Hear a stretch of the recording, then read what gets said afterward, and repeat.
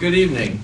Welcome to the Sauk Valley Media quasi-debate over the 1% sales tax proposal for Lee County that will be on the ballot November 6th. We have two advocates on either side of the issue tonight. Those opposing from left are Carolyn Brachon, a former Dixon School Board member, and Lee Ariano, who is a Dixon business owner and a former Illinois House candidate.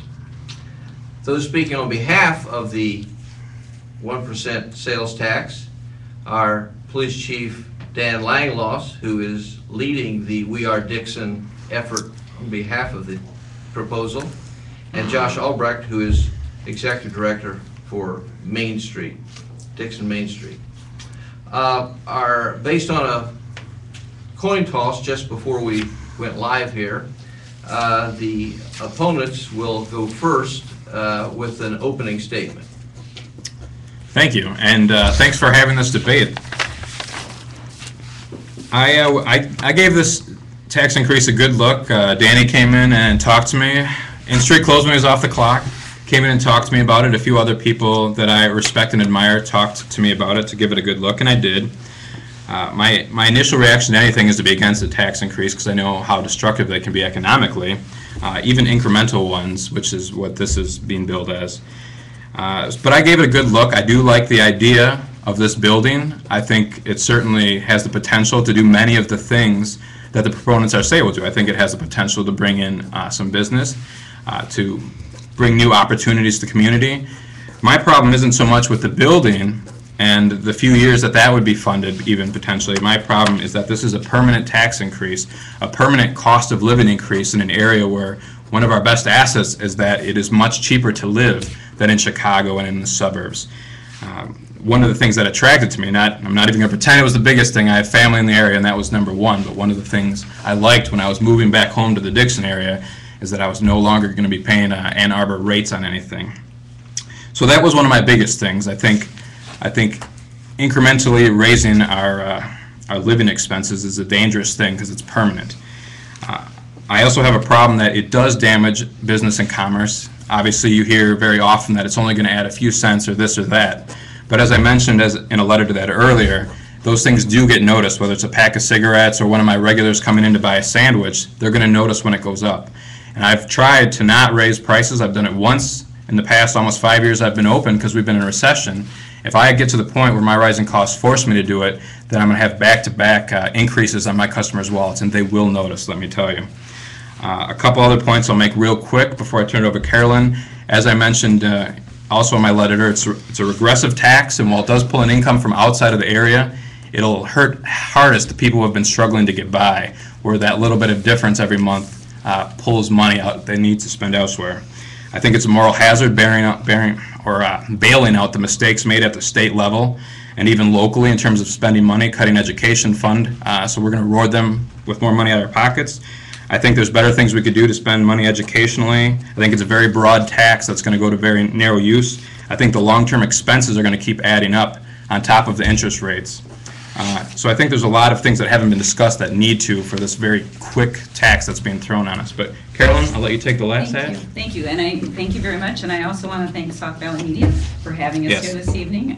It's a great opportunity for all of us to express our concerns and for opponents or proponents. As you all know, I was a Dixon School Board member from April of 2003 to April of 2011 for 8 years or 2 terms.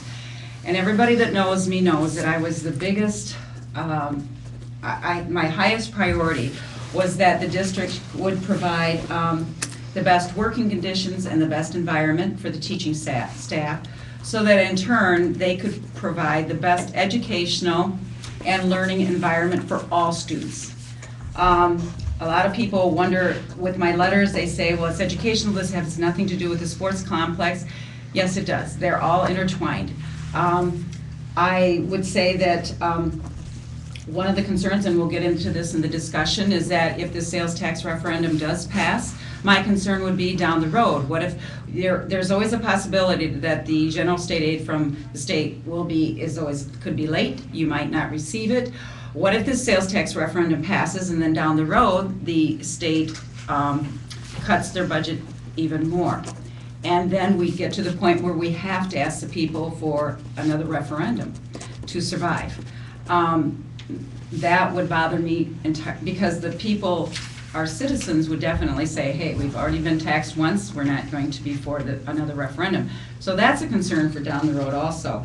And I will also reiterate what Lee has said, that a lot of it, I am concerned about not only the students in our district, but I'm concerned about the citizens in our district, that whether it's the senior citizens living on a fixed income, the unemployed people, citizens that have jobs, but you never know from day to day if you will still be employed.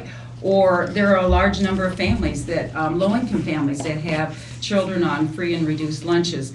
So it's not only a concern with the educational part, but I'm also very concerned about the citizens of our town. And I know as we get into the discussion, there will be more things that come out, but that's basically, I've always stood by that, and everybody knows what my philosophy is if they know me. So, thank you. And those proponents of the tax, may speak now. Yeah, well, thank you to Sauk Valley Media and you, Larry, for being here tonight. We have some great guests here as well, and it's exciting to have some viewers live on the internet. I hope somebody in Sydney, Australia is watching us. Thanks to Carolyn and Lee and Danny here for being here as well. It's a very amazing opportunity for Lee County residents right now to look forward to this 1% tax referendum next week already. And it's really a quality of life issue. A lot of this is as well. You know, it's a quality of life to improve our community, the community that we live in, but not just Dixon. We're talking about improving the communities of Amboy and Paw Paw, Ashland Franklin Center, helping their school districts find ways to improve their infrastructures within their school districts. So we're really blessed that we had superintendents all of Lee County come together and find a way that wouldn't affect property tax. It's still a tax, but it's a very minimal tax on the daily lives of people, not affecting groceries and car purchases, things like that. So this is a tax that is really forward-thinking, a great way to conveniently get what we need to get for these schools. New roofs in Amboy and heating equipment in Amboy, things like that, in a sports and activities complex in Dixon that's been talked about for well over 20 years. It took 100 years for us to build a riverfront in downtown Dixon. I certainly hope it doesn't take 100 years for us to take the next big step in our community. So it's a very exciting time. 160 community members have already signed on, of all walks of life, for this project. It's a great showing of support. It's a bipartisan showing of support. We have Democratic leaders and Republican leaders in our county supporting this. And like I said, all walks of life, from major industry to small business owners to citizens coming together supporting this tax right now. So it's very exciting to see that many people come together for a common cause in our communities. And it's a great way for neighbor to help neighbor, helping all of Lee County and all the school districts. Danny? You know, when we look at that 160 leaders, it's not just people who support this, it's people that are out there helping lead it. And when we talk about bipartisan support, this is not political, it's personal. The head of the Democratic Party, Jerry Sheridan, the head of the Republican Party, Greg Whitson, fully support and endorse this. Both state's attorney candidates both fully support and endorse this, and have actually paid their own money for us to be able to run an ad tomorrow and next week saying that. The thing about the 1% sales tax increase, what our group really feels is that this is tax neutral, and this is why. In August of 2011, things were solidified through a court decision that schools could use this for school facility purposes and decrease the reliance on property taxes. That is really important for this reason. Property taxes are paid for 100% by our community members in Amboy and AFC and in Dixon. And if the 1% referendum passes, our portion for payment of these facility projects is 70%. That's because 30% of sales tax revenues are generated from people who don't even live here. That's progressive, that's forward thinking, all for 1 penny on the dollar. We talk about the impact and the regressive tax. I guess at a certain degree, Lee, I would disagree with that, because when you look at this, it doesn't impact things like groceries and medicines, the things that people who are struggling getting by day to day, who have to have the essentials, it doesn't even impact. As a matter of fact, it's more of a fair share tax because it's a consumption tax. It's based on what you buy. If you're out buying things, if you have more money and you're spending more money, then you pay more for it. There's some life safety issues that have to be addressed pursuant to the state, an AMBOY and an AFC. Issues like roofs, heating systems, fire codes. These things, there's no choice. And the AMBOY superintendent has blatantly said, if the 1% referendum fails, he has to increase property taxes. And it isn't his decision. He has to do the projects. And AFC is in the same boat. And that's why we feel that this is really a tax-neutral project. When you look at why a sports and activity center in Dixon, the Dixon project, everybody around town is saying there's nothing to do for kids. They're hanging out on the riverfront. They're hanging out down on 3rd Street. We need the ability to connect those at-risk youth to quality programs. Everybody doesn't have the same opportunity. Everybody can't afford to be part of a club program and go to DeKalb or St. Charles or to Sterling. With having programs right here in town, programs that we currently can't have because of space, we're going to target all kids at risk, people who have, people who don't have, and they're going to have that available. Just to give a little bit of an idea, the space is so limited. There's 19 school teams vying for 4 different gyms. In addition to that, there's significant economic impact of this as well. Yeah, the academic impact is really tremendous. A chamber study the chamber released, $2.5 million a year estimated to come into our community, Dixon alone, because of this complex, if it were to be built. And that's a study that the chamber found from other communities. That's a huge impact on small business owners, a huge impact on recruiting new business to our community, traffic flows coming into our community. It's about local people staying local as well. Danny said these aren't people aren't going to have to drive to DeKalb or Rockford or somewhere else to get these facilities. They can stay here, spend their money here. It's going to increase the quality of life in our community by doing that. Thank you. That concludes the opening statements. The opponents of the tax proposal will answer the first question. Carolyn and Lee, give us an assessment, your assessment of the need for more and better indoor facilities for sports and extracurricular activities in Dixon schools. Now, we know that schools outside, school districts outside of Dixon plan to use it for other things, but most of the money would be dedicated to a new sports and extracurricular activities complex for Dixon. What is your assessment of the need for those kind of facilities, and what do you think about the role of those kinds of activities in a child's education?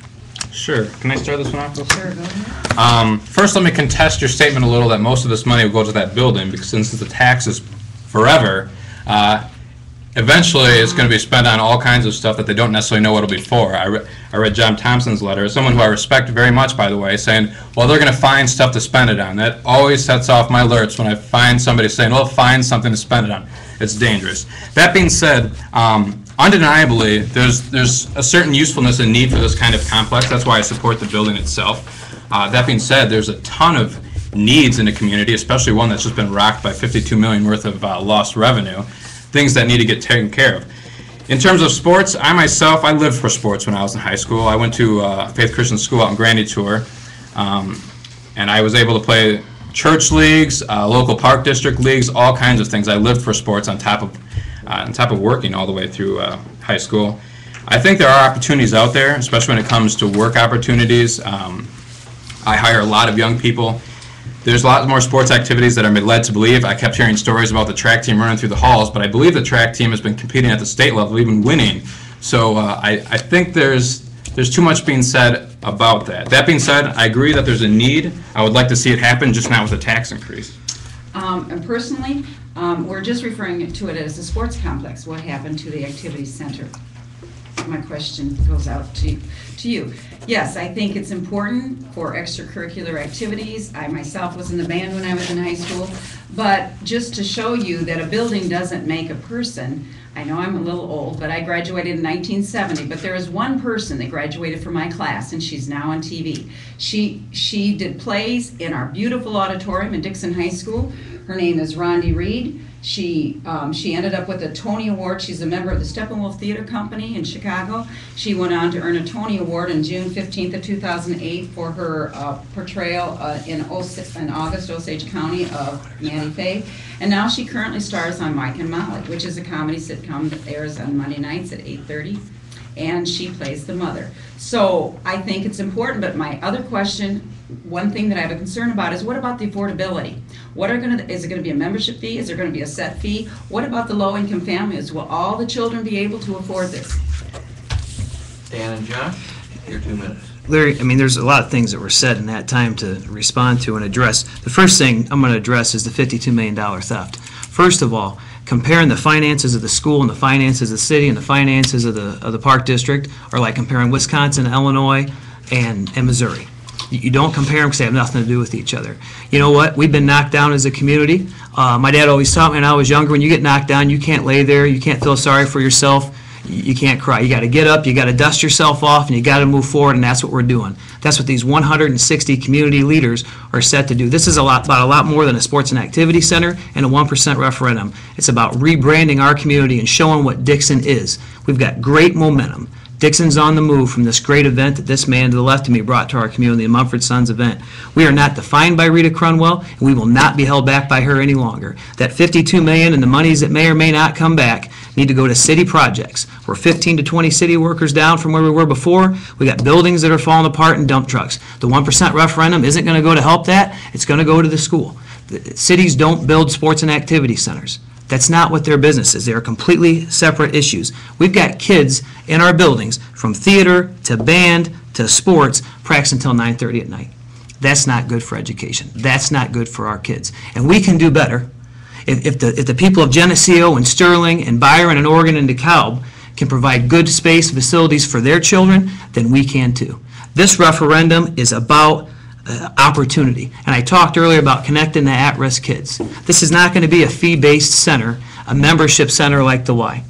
There are going to be different fees and structures built into programs that are offered for there. There's going to be open gym times. The seniors can come in during the day and walk for free on the track. We're going to partner with KSB for education and wellness classes to bring to those seniors. There's a group that's contacted us about tennis and playing tennis in Westwood. We're going to be able on the basketball courts to put up nets for those people.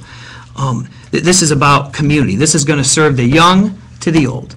And there are so many positive things. This has been talked about in our community for over 20 years. We've discussed it and talked about it and milled around and said, well, why does Sterling have this? And why does Oregon have that? And why does Geneseo have this? You know what? We're good enough and we can do it. 1 cent on the dollar. Vote yes on November 6th and we'll bring to life a state-of-the-art sports and activity center that offers opportunities for kids, economic growth for our community, and the much-needed school facility monies for Amboy and AFC so they don't have to raise their property taxes. Lee and Carolyn, you can have 1 minute for rebuttal if you care.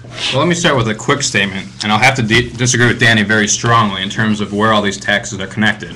They're all connected in one simple area, and that's all the taxpayers out there watching, because all of that money comes from the same source. It comes from the taxpayers. Even the money that's getting kicked back from federal grants, that all comes from the same taxpayers. So to say they're all not connected is ludicrous because it's all coming out of our wallets. That doesn't mean taxes isn't worth it. That's not an argument in of itself that immediately defeats it, but it just means to say that it's not connected is a little wrong because all of the money came from the same place. Yeah, I just wanted, before Sure. we get cut off, if I could No, go interject. Dan was talking about giving all of our opportunities for our students. And I'm going to go back to the educational part. What about the opportunities for the students now that we can't replace retired teachers? They're put in larger classrooms, they're mainstream with special ed. And I know that has nothing to do with the money, but those are opportunities that are a must and a need that I feel that our board and our district are not addressing also. And when you talk about Amboy and Ashton, yes, they're putting their money maybe towards huge maintenance projects that their budgets currently couldn't support. But what are we doing? And I've heard all along about our buildings needing updating. They're old buildings. But what are we doing? We're putting all of ours directly into a sports complex right away. And I want to end just with a real quick note. I don't have a problem with the facility. I'll say that a million times. I love to hear Danny talk about it. It's a great facility. I'd like to make it happen. If we can successfully defeat the tax hike, I'd be glad to join any community movement to make it happen outside of raising taxes, whether it means that we spend our money more wisely with the money we have around here, whatever it takes. It's a great idea, just not a tax increase. 1 minute response, Dan and Josh. Well, Danny, I would just like to say, it is you can debate policy, school policy, all day long, but this discussion tonight isn't really about the school policy of how we go about the academics and how we go about number of teachers in classrooms. This is specifically about this tax referendum and how it's going to be used in this way that these tax dollars have to be spent. So I wish that we could pass a sales tax referendum and then the tax could come in and we could spend it on whatever we wanted and we could do whatever project we could and we could hire how many teachers we could, but we can't. It's just like with the riverfront. The dollars for the riverfront were specific to the riverfront. Tax dollars from this referendum are specific to infrastructure and building needs. So in Dixon, we're going to do something that's been needed. Additional space is needed. You can say that it's all right to have the kids run through the halls because they're already succeeding, but in my opinion, it's probably safer if they had an actual track to run on. And they could maybe even succeed more if they had an actual track to run on. So you're going to improve not just track, you're going to improve all the sports. When we talk about activities, the band, we were talking to a parent tonight who was talking about how limited space the band has and the drama club has and for when they do their performances. So this is going to open up space for all extracurricular activities. And I'm assuming for all of the school and for everybody in the community. I mean, it's not going to be like, oh, well, you can't use that basketball court for your function. It's only for basketball. This is a multi-use facility that's going to be broad-reaching for children, seniors, the entire community. So it's really a way to benefit our quality of life and to increase activities in our community for our children. The next question is answered first by the referendum proponents. The opponents say that this 1% tax is permanent. In fact, Lee's letter, who we published this morning, calls it a permanent cost of living increase. But once the sports and activities center construction bonds are paid off, 20 years or so, $1 million of that estimated $1.2 million anticipated annual revenue wouldn't seem to be needed. What prospects are there that the tax would be reduced or repealed? And would you be willing to put a sunset provision in the tax resolution that would reduce or phase out the tax? Larry, that's a great question. It's a question we're facing a lot, and the fact is that this is a permanent increase. It is absolutely a permanent increase, but it is tax neutral because the projects of the district aren't going to go away. The district has many projects, and they've got a great plan put together. They shared with the paper today and that we're going to put out online about all the different projects that they're going to continue to be able to do in addition to this facility. By the time we get this building paid off in 15 or 20 years, it's going to be time that we build a new school, and the money is going to be there to support that. We're not going to have to go to the property tax owner to do it. And you know what? If it's not time to build a new school, the other projects are still going to be there. The roofs, the HVAC systems, all the different things that go in and projects that go into this, they're still going to be there. And instead of levying against property taxes to do that, we're going to do it with the sales tax money that's already there. So we will continue to have 30% of all of our projects paid for by people who don't even live in Lee County. And that is the amazing thing. There's always going to be upgrades and things that need to be done. And this is a way to reduce reliance of property taxes. One of the school board members, it's been one of his main goals for years, to get away from everything relying on that property tax, right? 100% is paid for by us. And, if this was such a bad idea, then the whole state of Iowa wouldn't adopt it and put it in. There's several other states that have done that. There's 12 counties that have already adopted this in Illinois. It's on the ballot in 4 other places to be passed in Illinois. And now Whiteside County's announced, and we hear Ogle County is going to announce to put it on for the referendum in April. Because it just makes sense. It's a penny on the dollar. The impact is so minimal, and it doesn't affect the things that the poor or people on restricted incomes, fixed incomes need the most. Groceries, medication. It doesn't apply to farming equipment. It doesn't apply to car sales. It doesn't apply to your rent. It doesn't apply to your mortgage. It doesn't apply to utilities. It doesn't affect any of those things. That's what an incredible opportunity for our community. Response, Leah, Carolyn? Yeah, real quick, I guess I'd like to compare it to a recent huge tax hike we just had. As we all know, during the lame duck session not too long ago, we just had a huge tax increase. Income. Yes, at the state level. And they listed out things that were supposed to go, primarily targeting the pensions. Now we noticed that the pensions aren't really getting helped out. They found new things to spend it on. You look at the track record, that is supposed to be sunsetted, part of that tax increase. They're already pushing to have it not. Anybody who thinks, and that was a specifically sunsetted tax increase, and they're going to push. So anybody who thinks you're going to decrease taxes, think back to whether it's Illinois, both this most recent one and the one I think happened back at the 80s, or any other one. how often they get repealed, what happens. They find new things to spend it on. And that's one of the things that scares me the most. Whenever they tell you, well, there will be projects, we will find projects for you. I know they will. I know they will find things to spend money on. And that's what bothers me. They'll look at it as part of their regular revenue, and then when they need emergency funds, as Carolyn alluded to in the opening statement, they will have to go back to more tax increases. And again, it comes from the same people, the same taxpayers. Every government draws from the same people. And my question would be, as Dan and Josh had stated, that, you know, we would do this and the project would take maybe 20 years down the road when we get this paid for. Why do we have to wait 20 years? If our buildings are in such bad shape, and that's all I heard when I was on the school board, what bad shape, how old they are, why are we going to this first? And then we're gonna have to wait 15, 20 years down the road to get, first we pay for the complex, then we're gonna worry about if we build new schools or we fix up our buildings. And especially during these, we're still in difficult economic times. Very true. And I must make one comment, that a lot of the businessmen, I still wanna hear about the costs and where they're gonna come from, because a lot of the businessmen that have been writing in supporting this, they would never have started, in my book, a main project without having the underlying costs right there at the beginning. But we haven't heard anything. It's like we put the cart before the horse. We're gonna build it and then we're gonna worry about the costs. Figure it out as we go. Yeah, figure it out as we go. 1 minute to respond. Yeah, real quick, there's an article that just came out in the Telegraph today. We've been researching this for over a year. We've looked at 3 public bodies. We've met with a private person. The plan's laid out, and I hope there's a question for it, because I don't want to take my time answering something that there should be a question for. Our projects that need done in the schools, they're not going to wait 20 years. They're already working on the projects yearly. They've got it all drawn out. Again, we can share that sheet and we can post it. The projects and the things that need done won't wait. The fact of the matter is, people talk about building a high school. That's not a lukewarm idea by most people in our community. It's going to be around $65 million to build a new high school. The school can only go out and bond $45 million. It's not an option. We're in for the grants and stuff for the school facility projects, and we hope those come through, and we hope that we're able to do something with that. That's a big deal. We keep talking about tax hike. Hike. Where's the hike? It's a penny on the dollar.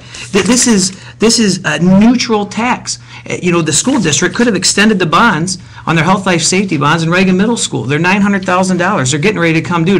Next year it's $600,000. The next 2 years it's $300,000. They're gone. They could have paid for the project with 100% being paid for by us, but they said, look, we've got this great opportunity for 30% of it to be paid by somebody else, and there's no plan to extend those bonds, which means if those bonds don't get extended, then there's less to draw from a property tax. Leah, Carolyn, a response?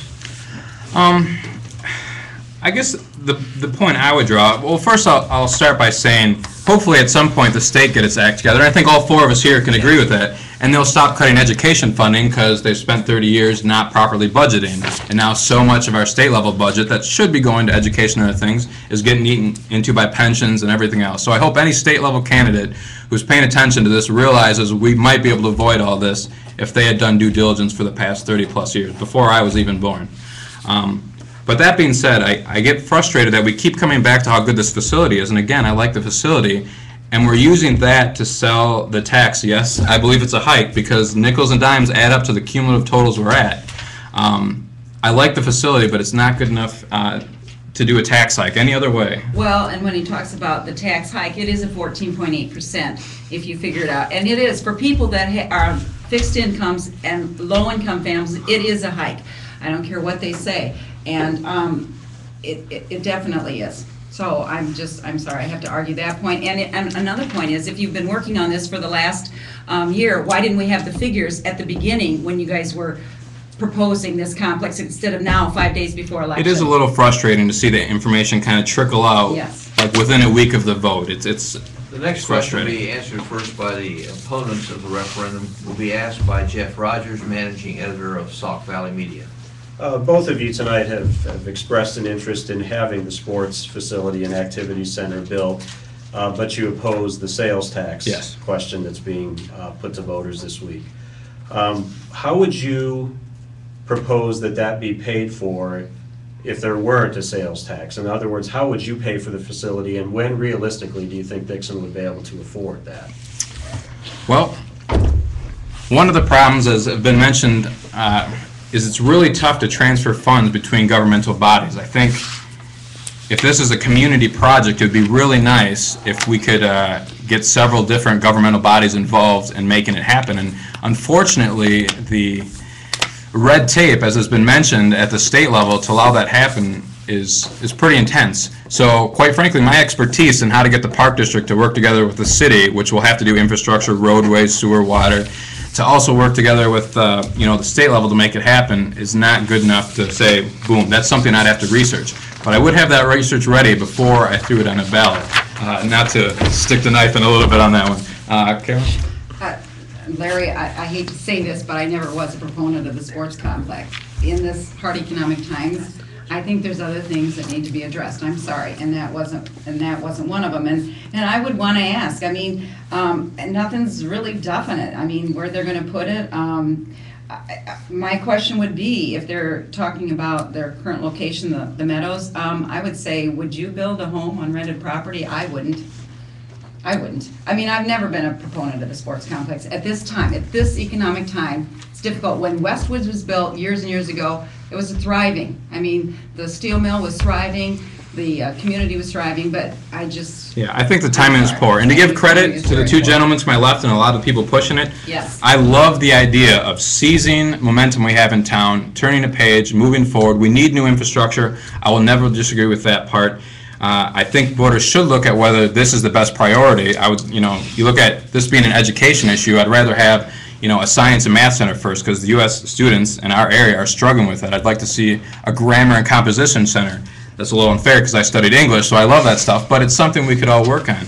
I would like to see something that gets directly to some of the root educational problems we are having in this country. Obviously, it's very difficult to do that given the way schools raise funds for it. But I don't think, even within the realm of education funding, that this is the highest priority for the area. Is it something I'd like to see? Yes. Could it bring in more commerce? Potentially. My business might even be able to profit from it. Pretty sure it could if it got through. But I'm looking at the community as a whole, which is why I can't support it. 2 minutes for Dan and Josh. Well, we can always find a reason to not do something. I mentioned earlier the riverfront. We found reasons to not do the riverfront for 100 years. So we can say that there's plenty of reasons to not do it. But as a forward-thinking, progressive community, you take opportunities when they're handed to you. And thankfully, like I mentioned earlier, we had superintendents in all of Lee County. Let's remember, we keep talking specifically about this Dixon complex. But from the We Are Dixon group, the 160 strong community leaders who are on this, it's not just about Dixon. I mean, part of our process is getting the sports and activities complex in Dixon, but it's also to help benefit these other schools that came together saying, we need these funds. We have no other way to pay for this, and if we don't get these funds, as Danny mentioned, it's going to be property tax for those schools, for Amboy and Paw Paw and Ashton Franklin Center. So we have to find a way to move forward for these school districts to use this tax increase for this purpose. Your question was, how do you find monies to build this without the tax increase? Unfortunately, there's probably not many other ways unless you get lucky with a federal grant, which would be tax money, or a state grant, which would be tax money, or if you have a benevolent person who comes on and says, I'll give you the $15 million out of my pocket. Those are pretty much the only ways that things like this happen. So this is the way to fund it. It's a very easy, low impact way to fund it. If I go to Mama Semino's tonight and I buy myself a pizza, and it's $26.40, this tax increase goes, it's $26.60, roughly. So, you're talking very minimal impact on those things, those extra things that I'm buying. As Danny mentioned, these are extras. This tax falls on the extras of life, not the necessities, not groceries, not utilities, not rent, not mortgage. So it doesn't impact those low-income people. Danny, you have something to say? Yeah, and this is the thing. If we don't do this now and take advantage of this opportunity for the Sports and Activity Center, we're going to be talking about this in another 20 years. All it takes is a simple yes vote, and it happens for Dixon, for Amboy, for AFC. It's an amazing, amazing opportunity with such a minimal impact. 1 cent on the dollar, any way you look at it. Response, Carolyn and Lee? Again, I just note that this is one of the prices we pay for budgetary failures, both locally and higher at the federal and state level. This is really something that we have been paying taxes for, and they've just squandered the money. And what essentially we're being asked to do as taxpayers say, look, I know we've messed up at many different taxing body levels with what we did with your money. Sorry about that. Will you go ahead and raise taxes on yourself and pay for this for us and start supporting your own area, even though you've already been paying taxes for this? And one of the points that I think Carolyn made excellently is that you can only go to the well so many times. What happens if a real emergency comes up? What if the county runs out of money? They've talked about a 1% sales tax. What if the city needs more money? They've talked about a sales tax. All these different levels have talked about them. It's the same well. It's the same taxpayers. And I'll just go back to, I admire Amboy, Ashton, Pawpaw for their prioritizing. They're doing something with the money that their budget can't support. We're doing something that to me is like frosting on the cake. I'm sorry, but frosting on the cake. For practicality purposes, I think we should stick And with that's talking to the priorities, I guess. Yeah, the priorities. I don't know if I'd ever eat a cake in without frosting. You know, you need that frosting. You need that frosting to push things forward, to be inspiring. You know, that's the thing that's going to really change our community, make it dynamic. And again, it's not just it's local taxes, local dollars, local people. It's for the local community, and it's empowering our people, empowering our children. It's all part of, schools are a giant puzzle. This is a piece of that puzzle. This piece is just as important as the piece over here. You have to put it all together to make a full-bodied school district. And this is one way that Dixon's doing that. Yes, Amboy has different projects in place, and maybe when they're 20 years and down the line, they might be looking for the same thing, and it might be flip-flopped. I wanted to mention real quick, Lee said, this is based on sort of a way of people squandering money in the past. I can't imagine where Dixon Public Schools were squandering money. If they had extra money being thrown around, I'd be surprised. They weren't squandering money. They were talking about state teachers. Education cuts. Okay, great, because I'm assuming they were paying their teachers well and doing the facility needs that they needed. So this is just it's a step forward for the city of Dixon. It's a step forward for all the communities of Lee County. The next question will be answered first by the proponents of the referendum. Officials reported today that the operational cost of the facility would be about $200,000 a year, although it might be less because they don't know what income the center might generate and they don't know how green features might save utility costs. Could you at least give us a range of anticipated revenue or green savings for a facility of this size? How can you be sure that the school district will have the money to operate a sports and activities complex year after year? That's a great question, and I'm excited to answer it. There's been a lot of work done over the last few months with these 160 leaders. We've been up till 11 at night, waking up at 5 o'clock in the morning, meeting several times a week. We haven't had a lot of that extra time, but the research was there. And this past week I said, we need to get this out. We need to put it out there. We know we can pay for this. It's a non-issue, and this is how you do it. The estimated cost to operate and maintain this is $200,000. Dixon, the average over the last 3 years is $1.2 million coming in from the 1% sales tax increase for Dixon. There are projects. The reason we're not saying we got to have this or we're going to raise property taxes is because Dixon isn't in a position where they have health, life, safety issues that are mandated by the state. We're not there because we're doing a good job of maintaining our buildings. So what we do, there are projects in that budget from the Operations and Maintenance Fund that well exceed $200,000. We use the leftover $200,000 from the $1.2 million, all right? It's a $1 million payment for the building. Use that other $200,000 to pay for qualifying projects that would normally be paid for by the Operations and Maintenance Fund, and you free up the $200,000 necessary to operate and maintain this building. No additional money needs to be taken from taxpayers. It comes from the Operations and Maintenance Fund. It's very clean, it's very simple, it's perfect. Now, we looked at a study, and what we said was, if we rented out the space, like through the Y programs, through the baseball, softball teams, football, soccer, all those things, for the 4 batting cages, for the 4 basketball courts, and for the 2 indoor turf fields, the revenue generated just Monday through Friday from 5:30 to 9 o'clock would be about $45,000. That does not take into account tournaments on the weekend, camps that we could run out of there, regular leagues. I'm telling you, and I know because my team plays, I have 2 teams that play indoor soccer in DeKalb. Just from their indoor soccer, they take in more than, and I'm going to lowball this, more than $60,000 a year profit off that program alone. And there is nothing, there's no turf fields, nothing like it in this area. This place will be used every night and every weekend. It's going to be absolutely incredible, and we can pay for it, and we've shown that, and we put it out to the media now. We can show it to whoever needs to see it. Response, Lee and Carolyn? So my question would be, if you're talking about, just kind of clarify this for me, out of the O&M fund, they would be using some of that money to maintain that, but is the sports complex then considered the schools, right? Because I'm looking at the YMCA and the Dixon Park District, their participation. Are they going to provide personnel there? Is it just strictly the districts and it's their responsibility? Who's going to pay for the personnel, their costs there?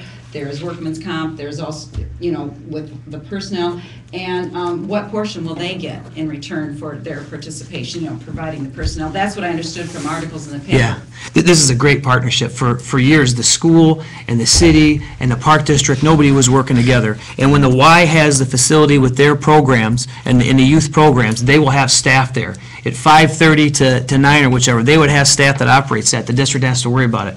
When the park district has their athletic programs for adults and stuff they run, they would staff the facility at that time. They would pay those wages for those programs. That would be built into their fees and their fee structure as it is right now, so there's no additional cost to the school. If we're running programs on the weekend and leagues and tournaments and stuff, those revenues and those profits are going to be coming back in to the school district. This is a school-owned, operated facility. You mentioned something earlier about location, the Meadows. Look, we have 3 or 4 great locations picked that we're looking at which one's going to be the best one. We really consider that a post-referendum decision. We need to have the 1% to make any decisions on that. The Meadows is just one of many options. There might be reasons. Quick interject since we're still on 2 minutes. Okay, go ahead. I'm sorry. We gave you a chunk of it there. My quick response here would be, one of my frustrations, and this is kind of getting into the specifics of the building, is how this information is trickling out at the end. It's hard to come to a debate like this prepared with all the responses for, well, what do I think of, well, they just released today, how much is going to be cost to operate in it? So unless you're really paying attention, how can a voter make an educated choice? What more information is going to be trickling out? I went to a city council meeting and I asked them, how much is the city of Dixon going to have to invest? What is their cost going to be in terms of roadways, sewer, water? They said they'd have to look it up. They're figuring it. Maybe they have those numbers right now. I haven't seen them. There's all these extra expenses. What are we going to pay in interest for the bonds? Like, if this has been planned for such a long time, and again, remember, I am a fan of the facility, but if this has been planned for such a long time, how can we be springing important information like upkeep on us with less than a week to go to the vote? How can I or any other educated voter actually be educated if the information isn't out there? I think, one of their slogans is, do it now, essentially. My problem is we don't have the information to know whether to do that. And I don't think it's the right time, both because of the recession and what the cumulative effect of all the different tax increases that have happened, again, all falling on the same taxpayers, is going to have on people still during a recession. As a businessman, I've looked at the building across from my property, and I invested in my building when I bought my business, and it's going on to its 4th different owner. I could sit here and rattle the names off of companies that have pulled up. In the case of Salon Electric, going to Indiana. Johnson Controls, I think, pulled out to Michigan. I can name you little business owners who've been going out of business too. It's not the right time, and they don't have enough information out there to push it forward. I like the plan, but with that kind of setup, I can't support a tax increase to do it. I know all of the negatives to a tax increase. As much as you can sell me on the facility, I won't bite on a tax increase. Response? Well, and we really appreciate the support for the facility. There's no question it's needed. It's been talked about for 20 years. If we don't capture this opportunity, it's going to be talked about for 20 more, and we're not going to be providing those opportunities. We have said time and time again at our 3 community meetings, and Mr. Younger has said it, we've examined costs to operate similar facilities, and we are confident that we can pay those costs without increasing anything to anybody, without touching the ed fund or anything else. To break that down and put it out there and to be examined, Mr. Younger is one of the most fiscally conservative people that I have met, and I know that Carolyn has issue with the fact that we haven't replaced teachers, and there's different things that have happened, all right? That's because he's fiscally conservative. He's living within his means, and so I'm confident when he tells me that we can afford this and we can do this and we're going to be able to pay those costs, that was enough for me to move forward with it. Now, we constantly hear that as the theme. It's really the last main theme that people need to answer, those undecided voters. And that's why it was released now. We saw it as a post-referendum issue. We really did. but it's been investigated. They started looking at this back when they were looking at the Marshall Building. They've been investigating this since last January or February. When we talk about education and priorities and class sizes, we got to understand that Mr. Younger implemented a testing program, a MAP series. It's much more reliable and efficient than the state testing that occurs over one day. They test them several times a year. They identify individual and group deficiencies and are able to address those things. And over the last 3 years, test scores are on the rise in Dixon. He's got a great plan. He's the right man for the job. He's pushing us forward. We're doing better in our testing now with less teachers than we were doing with more. You know, more people isn't always better. It's having those right people on there. And they've done other things through negotiations to hold teachers who aren't making the grade more accountable, making seniority less relevant and retention when there's cuts and things like that. It's based on performance, and that's what we need to move to. Leah and Carolyn, respond. I would comment on that is that, yes, the current test scores might be up, but what's going to happen in a few years down the road, Dan, when we increase class sizes, you're mainstreaming regular and special ed students. Have you ever had a special ed student? And when you split a special ed teacher's time between buildings and then they have very little help, you take a regular large classroom of 28 to 30 children, regular students, special ed, they all have needs, and one teacher can't handle all. So down the road, let's hope that those test scores continue, because I foresee that they will probably end up dropping. Yeah, and you know, I have 2 young daughters. One's getting ready to go into school age, and one of the things that first popped in my head, and I would have to do a lot more research to get to Carolyn's level of knowledge on the schools, but one of the first things I thought was, I'm debating, like many others, making the sacrifices to try to send my daughters to private school. If I see, and bear in mind I'm a sports nut, you're going to find me in front of the Chicago Bears if I'm not working on Sunday if possible. But the priorities in terms of where are we struggling, we aren't struggling with athletics, we're struggling with scholastic aptitude. I don't like necessarily the priority. It makes me worried as a father. And I'm looking at the choice between public and private, it's a question. We're winding down here at the end of our hour. I'd like to just throw out one question from one of our Facebook followers, Carolyn, who asked that this project would be like Sterling Schools running Westwood. Why isn't the Park District proposing this plan? This seems like a diversion of the mission of the school district. I suppose that would be a question for the proponents of the referendum. Great, and I want to answer something real quick, and I'm going to get to that question. Nobody said we're going to be cutting our staff any further, and there's no plan to do that. So the idea that we're going to increase class sizes because of that, I mean, really, that's just ridiculous. There's been no discussion of that. And to say we're not struggling with our athletics, we are extremely struggling with our athletics. Have you seen our football team?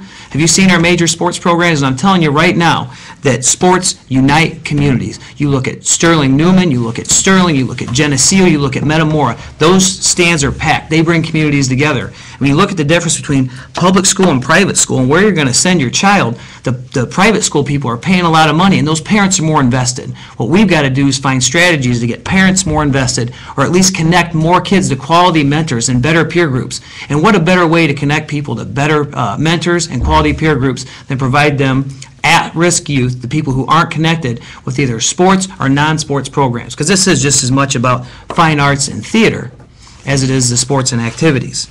Now, we look at why doesn't the Park District run this? I guess we've got to ask the Park District that. We've been asking the Park District to do this. The Park District is tax capped. The Park District only collects monies from city residents, not all the other residents that are using their parks. They've set their priorities on parks and recreation. That's what their director's done. That's what their board's decided. You know what? There's a lot of people that say, you know, that's not what we want. And when you look at school and education, and you look at the studies, in Dixon High School kids who are connected to programs, sports and non-sports programs, have a full grade point average better grade. So they have a B average compared to a C of those kids who aren't connected.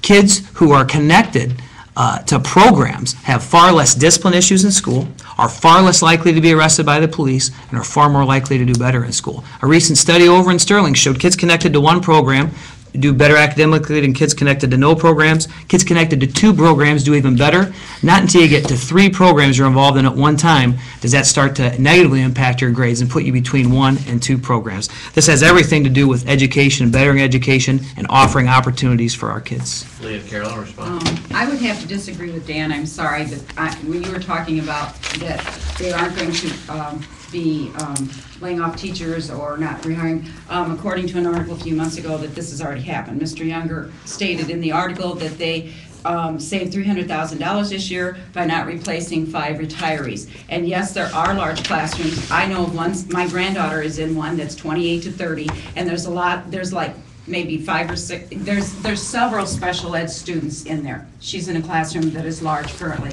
And I myself have a child that years ago was ADD, and I had one that was the first one in the first challenge class that Dixon ever had. So there is a difference, and they need they need special help. We got to consider all students, and that burden can't just be put on one teacher. And yes, they will increase in size when you do not replace retired teachers. I'm sorry, I disagree. Let me answer that question real simply, because it looks much better if you're saying we're doing it for the kids than if you say we're doing it to have another Park District facility. That's the simple reason. It doesn't mean it's not valid, but that's the real quick point in terms of why you would do it through the school board. Because if you're doing it for the schools, you immediately have a much better image on it than if you're doing it as a park. I've talked to a lot of teachers. I was studying English and planning to teach. It's a field I have a ton of respect for. My father-in-law teaches at Sauk. And during my recent campaign that I did not win, I did talk to a lot of teachers. Education's a big issue. And none of them were telling me, I said, what do you need most? What's the biggest thing we can do to help it? Not one of them said, we need better athletic facilities. We need to take the facilities we got and make them bigger. They didn't say we didn't need that, and they didn't say it's not a need. They just said it's not the most critical priority. In the kind of economy right now, we don't have enough money to shell it everywhere. It's not the biggest priority. Do I want it? Yes. Are there things I might be willing to bite on a sales tax just because we need them so desperately? Maybe. But this isn't the top priority for that. And again, I say that as a huge athletic nut. I want to touch on real quickly a point that's irritated me a little bit, and that's talking about how good sports is for kids. I know I played sports, and you want to talk about discipline? I've done 2 combat tours and led men in battle. Discipline is a good thing to have, and sports does help you get it. But the incremental value of joining anything organized versus doing more, bigger, better is relatively small. Should we have those opportunities? Yes, but making them bigger and better doesn't increase scholastic aptitude as much as initially having it. Just like if you're going to study music, do at least one instrument. It's great to creatively grow your brain, but doing bigger and better in everything, the gain isn't quite as big each time. So lots again, of issues haven't been covered here, but we're out of our time. But we will allow each side 3 minutes for a closing statement. So based on the toss of the coin, the opponents of the referendum will go first on the closing. I'll let you start if you'd like.